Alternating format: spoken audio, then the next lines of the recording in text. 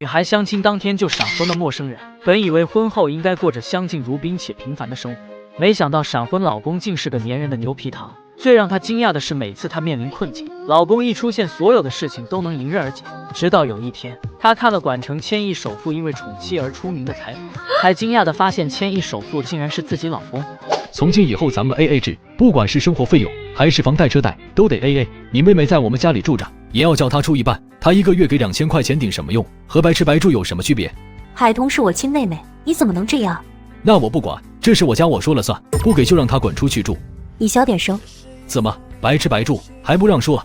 战奶奶，我接受您之前的提议，我愿意和您孙子结婚。你来了，海彤。战奶奶，海彤，这位便是我的大孙子战印，一个30岁还销不出去的老剩男。他人虽冷漠了点，不过还是很细心体贴的。你救过我的命，咱们也认识了3个月，相信我，我不会把不好的孙子推销给你的。战先生，你好，我是海彤。战印锐利的眼神把海彤从头削到脚，又从脚削到头。战印，我很忙，咱们速战速决。你们俩快进去办手续，我就在这里等着你们。奶奶，你到车上去，外面热。战印边说着边扶着奶奶回车上去。海彤看着他的举动，倒是相信战奶奶的话。战印为人是冷漠，但也细心体贴。海小姐，你要是不愿意，还可以反悔，不用在乎我奶奶怎么说。婚姻那是大事，不能儿戏的。他是希望海彤反悔的，因为他根本不想和一个才见一次面的女人结婚。我既然答应了，就不会反悔。两人迅速地走完流程，前后只用了不到10分钟。我买的房子在明苑花园，听奶奶说你在管城中学门口开了一家书店。我的房子离你那里不算远，坐公车的话10几分钟便到。你有驾照吗？有驾照的话可以供一辆车，我可以帮你出首付，你每个月还车贷，有车方便你上下班。我有驾照，暂时不用买车吧，我平时上下班都是骑着电瓶车的，电瓶车才刚换了新电池，不骑了就太可惜。那个战先生，咱们需要 AA 制吗？我既然娶了你，就养得起你，养得起我们这个家，不需要 AA 制。我工作很忙，早出晚归，有时候也会出差，你照顾好你自己就行，不用管我。家里的开支，我每个月10号发工资后就会转给你。还有，为了不惹麻烦，咱俩暂时隐婚。海彤愿意闪婚，是不想再让姐姐为了他和姐夫争吵，他需要结婚从姐姐家里搬出来，这样姐姐才能放心。那就按你说的。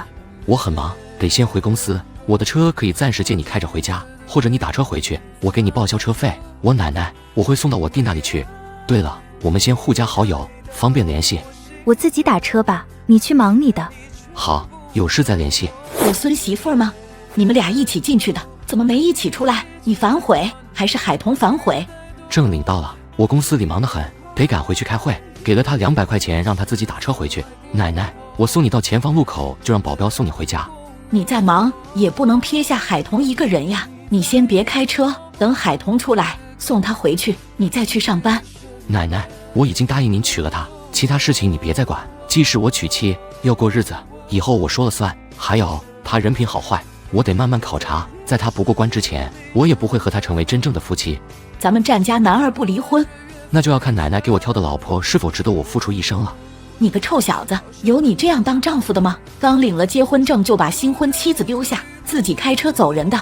战印由着奶奶骂，车行驶了10分钟左右，便在一个路口停下来，那里停着好几辆豪车。送老夫人回去。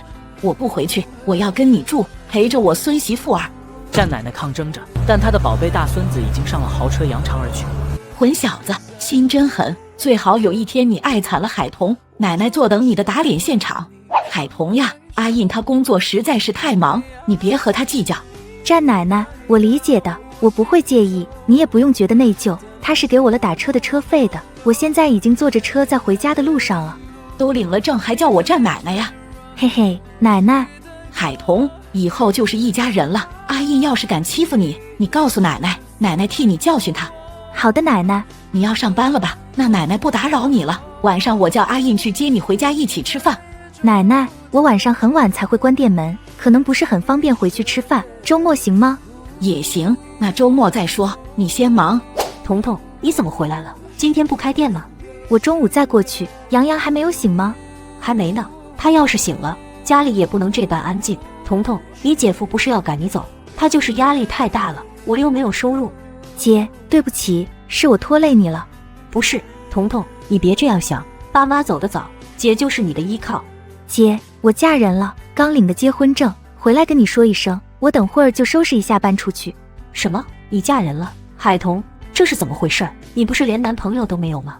姐，我早就谈了男朋友，他叫战印，只是他工作太忙，一直抽不出时间跟我回来见见姐姐。他向我求婚，我答应了他，然后我们就去民政局领了结婚证。姐，他是个很优秀的男人，对我也很好的，你放心，我婚后也一定会幸福的。海玲还是不能接受，从没听妹妹说有男朋友，现在却说嫁人了。想到昨晚夫妻俩吵架的事，妹妹是听见了，海玲顿时难受的红了眼睛。彤彤，姐有跟你姐夫说你给了伙食费的，你可以放心的住下去，不必着急的嫁人，这么着急的搬出去啊。姐，真的与你无关，我和战印感情很好，我真的会幸福的。姐，你应该替我感到高兴才对。他家里是什么情况？海彤对战家其实并不了解，只知道战印在家中排行老大，在管城数一数二的大集团上班，有车有房，就把自己知道的告诉了姐姐。彤彤，能叫他在房产证上加你的名字吗？好歹有个保障。姐，我没有出一分钱，叫他在房产证上加我的名字，说不过去，这事不用提。经过姐姐的好一番盘问后，海彤才成功的从姐姐家里搬出来。她叫了一辆计程车直奔明月花园，到了之后她才想起来，忘记问战印他家在几楼了。女孩相亲当天就闪婚的陌生人，本以为婚后应该过着相敬如宾且平凡的生活，没想到闪婚老公竟是个粘人的牛皮糖。最让她惊讶的是，每次她面临困境，老公一出现，所有的事情都能迎刃而解。直到有一天，她看了管城千亿首富因为宠妻而出名的采访，才惊讶地发现千亿首富竟然是自己老公。从姐姐家里搬出来，海彤叫了一辆计程车，直奔明苑花园。到了之后，她才想起忘记问战印他家在几楼了，便打了语音电话给他。另一边，战印正在开会，想都不想直接挂断电话。海彤见战印不接他的语音电话，随即打电话给战奶奶。奶奶，我从我姐姐家里搬出来了，现在在明苑花园了，但我不知道战先生，就是我和战印的小家在几楼，奶奶你知道吗？海彤，你别急，我现在就打电话给阿印。开会不到3分钟，手机屏幕又亮了，看到是奶奶的来电，他只得接听。奶奶，我在开会，有事可以等我回家再说。阿印，你新买的那套房在明苑花园几号楼，第几层？海彤搬过去了，但不知道在几楼，赶紧告诉他。战印瞬间想起自己闪婚的陌生女孩。奶奶，你告诉他，就在 B 栋8楼808便是。也行，奶奶告诉他，你继续忙你的。战印沉默了一下后，还是打给了海彤。对不起，我刚才忘记你是谁了。没事，奶奶刚刚和我说了你在开会，你先忙，我搬东西上楼。需要帮忙吗？我就一个行李箱，自己可以搬上楼去，况且真要帮忙，你能回来帮我搬？不能。哎，累死我了，得赶紧回店里帮忙了。彤彤，你上午去做什么了？我姐姐和姐夫最近因为我的事情天天都吵，所以我上午就搬了出来。男人总喜欢说我养你，等真正要他们养的时候，却又嫌东嫌西，骂得半死。咱们女人一旦嫁了人，既要为这个家庭付出，还要承受各种误会，太不公平了。我觉得你姐姐还是要找份工作，咱们女人呀，不管什么时候都要保持着经济独立，有钱腰肢都能硬起来。对了，彤彤，你姐肯让你搬出来吗？我嫁人了。啊，啥？你嫁人了？你男朋友都没有，你嫁给谁了？海彤知道这些事情瞒不过他，只能老实的将所有的事情都说了出来。你胆子还真够肥的，第一次见面就敢领证结婚。你要是实在找不到地方住，大可以搬来我家里住，我家里多的是空房间。要找人结婚，也可以找我堂哥啊。你堂哥有女朋友，我找他做什么？结婚证已经领了，后悔也来不及了。只是你要替我保密，别让我姐知道真相，免得我姐难过。好吧，人家小说里的女主都是闪婚个亿万富翁，彤彤，你闪婚的那位也是吗？咱们店里的小说你都看了个遍吧？做着白日梦呢，随随便便就能闪婚个亿万富翁，你以为亿万富翁遍地都是？哈哈，你老公买的房子在哪里？明苑花园。那不错，那里的环境好，交通方便，离咱们店也不算远。你老公在哪家公司上班呀？能在宛城买房，还是明月花园那种高档小区？他的收入肯定很高，月供多少？需要你帮忙还房贷吗？彤彤，他要是让你帮忙还房贷，你得让他往房产证上加你的名，否则太吃亏了。说句不好听的，万一你们俩感情不好，离婚的话，那房子是他婚前的，你分不到。你倒是和我姐想的差不多，房子是他全款买下来的，不用还房贷，我没有花一分钱，不好叫他往房产证上加我的名。夫妻感情好的话，倒是无所谓。大少爷，去庄园里还是去山顶别墅？去明苑花园，我新买的那辆商务车，记得要帮我开过去。对了，你们大少奶奶叫什么？大少奶奶姓海，班明彤，今年25岁，大少爷可得记牢了。记住了。谁呀？半夜3更的不睡觉，开我家门干啥？战先生，是你呀？那个，我回来的时候已经是凌晨，见你不在家，以为你今晚不回来，才会把门反锁。家里就我一个女人，为了安全起见，我便拿了你一双拖鞋放在屋门口，那样别人看到咱们家有男人的鞋，知道屋里有男人，不敢做什么。我是说过让你不用管我，但这是我的家，你把我拒之门外，我很不爽。战先生，对不起，对不起，下次我会提前打电话问你回不回来，你不回来，我再把门反锁。我出差的话会提前告诉你，没有告诉你，我就会天天回家，不用打电话，我工作忙，没那么多时间接你无聊的电话。哦，战先生要不要吃宵夜？我从不吃宵夜，会长胖。战先生的身材很好，那我先回房睡觉。战先生，我打包了早餐回来，过来吃早餐吧。你不会自己做饭？会啊，我烧的菜还特别好吃。外面买的早餐，特别是路边的那种简易早餐店，不太卫生，以后少吃。自己会烧菜做饭，就自己在家里做着吃，卫生安全。你看过你自己家里的厨房吗？比你的脸上还干净，什么都没有。我就算是5星级酒店的大厨，没有厨具，没有食材，我也烧不出满汉全席来。你要不要吃？战印顿时哑口无言，肚子也是饿了。为了不让老婆看出他的破绽来，便在餐桌前坐下。你都买回来了，我不吃便是浪费，偶尔吃上1次2次也吃不死人。昨天我搬过来时看到了这情况，就网上下单买了不少厨具，等东西都收到了，以后我买菜做饭不会再让你吃路边摊的。我们家里也还缺很多东西，我能不能都按照我的计划去置办？咱们既然领了证，便是夫妻，这是你的家，你想怎么布置就怎么布置，只要不动我房间就行。好，对了，昨天奶奶说叫我周末跟你回你家里吃饭，见见长辈。周末再说吧，我得看看我有没有时间，没时间的话，我叫奶奶带着我爸妈过来，你们见见面，吃顿饭便是。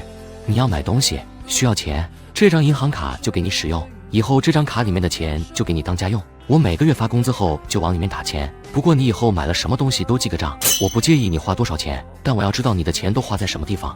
战先生，这个家不只是你一个人的，我也住在这里，房子是你买的，我住进来便省去了房租，这个小家的花费不能再让你一个人全出了，家里要置办的东西所需要花的钱我出吧，除非是买超过2000元的家件，我会跟你商量一下，你看着给一点便行。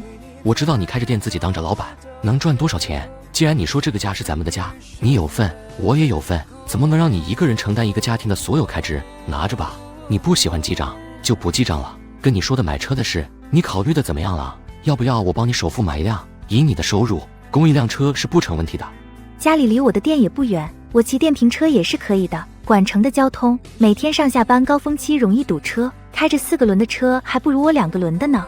有车还是更方便一点的，周末你还可以开着车，带着你姐和外甥来个短暂的周末游。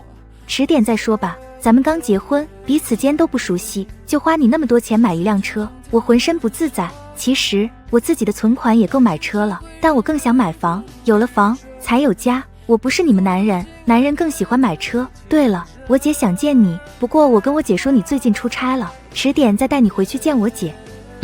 战先生，我先去我姐家里看看，然后直接回店里。你今晚大概几点回来？给我发个信息，我给你留门。除了出差，我每天晚上都会回来，要是出差，我会提前告诉你的。好的。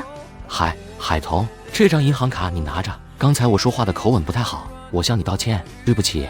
海彤看了他片刻，觉得他这次真诚了很多，才接过了银行卡。我走了。